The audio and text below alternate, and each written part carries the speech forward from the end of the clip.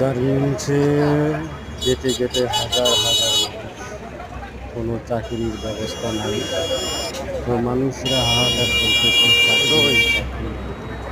তো আপনারা সকলেই এই সমস্ত লোকজনের চাকরির ব্যবস্থা করবেন এবং সকলের পাশে দাঁড়াবেন। কেননা আমরা গার্মেন্টসে চাকরি করে আমাদের জীবন জীবিকা চলে এবং আমরা গার্মেন্টসে চাকরি করে আমাদের সংসার আমরা চালাই।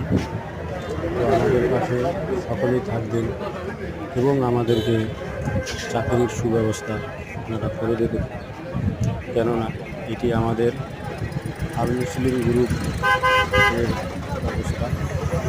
তো এক গার্মেন্টসেই যদি এত লোক দাঁড়িয়ে থাকে, তাহলে আরও তো গার্মেন্টস বাংলাদেশে হাজার হাজার গার্মেন্টস, সেই সমস্ত গার্মেন্টসের গেটে কী অবস্থা।